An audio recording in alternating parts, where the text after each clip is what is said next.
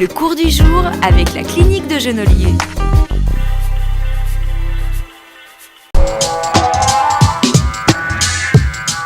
Oh rage, oh désespoir, mais oh vieillesse ennemie. Ah, le temps qui passe laisse souvent des traces. Donc le visage se transforme un peu comme une poire qui serait, quand on est jeune, pleine en haut et qui se retourne dans l'autre sens quand on a vieilli, c'est-à-dire qu'on se vide en haut et on se remplit en bas. Et la restauration de cette forme implique que l'on retende un petit peu la peau, mais surtout qu'on redonne les formes qu'on a perdues. Eh oui, aujourd'hui la chirurgie esthétique peut faire des miracles. D'ailleurs, c'est très tentant. Ce qui m'a poussée à faire cette intervention, c'est de voir la dégradation de mon visage. Petit à petit, je me sentais fatiguée, les traits creusés, surtout cette perte de volume. Et j'avais beau me maquiller, ça n'allait plus, et donc je me suis décidée pour cette intervention. Les opérations les plus demandées sont des opérations de rafraîchissement du visage ou de restauration de votre image corporelle. Ces opérations, quand elles sont bien réalisées, ne vous transforment pas du tout. Elles vous font au contraire retrouver le visage que vous avez perdu. Bon, mais docteur, il n'y a pas un risque de figer les expressions du visage ? Mais ce sont des liftings qui n'ont absolument rien à voir avec ce qui se faisait il y a 10 ans, puisqu'on joue beaucoup plus sur la forme, sur la restauration de l'identité, plutôt que sur la transformation et la tension de la peau.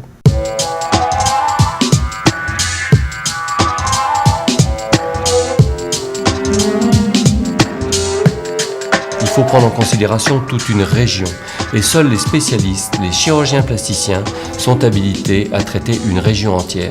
Parce qu'en particulier, quand vos paupières tombent, c'est rarement uniquement la paupière qui est en cause. C'est le front, c'est la position du sourcil pour les paupières supérieures, c'est la pommette pour les paupières inférieures. On voit en comparant les deux photos avant ici et après là que vous avez un regard qui est tout à fait naturel, qui a toujours quelques rides d'expression, ce qui justement confère à cette région du naturel. Vous n'avez plus de cernes, mais vous avez une pommette qui est plus charnue. Mon entourage était plutôt contre, parce que évidemment, comme chacun trouve son épouse parfaite, sa mère parfaite, et donc c'était très difficile de leur faire accepter. Bon, écoutez docteur, je suis plutôt trouillarde, alors moi les opérations c'est pas mon truc, mais peut-être que le Botox, ça peut être une solution. Le Botox et les injections d'acide hyaluronique sont d'excellents traitements. Ils ne peuvent cependant pas remplacer une opération, ils permettent d'en retarder la demande.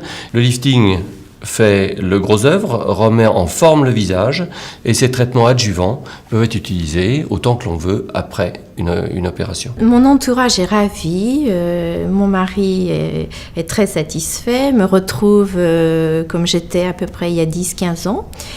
Mes enfants aussi sont très agréablement surpris du résultat et d'avoir une mère très jeune. Le cours du jour avec la clinique de Genolier.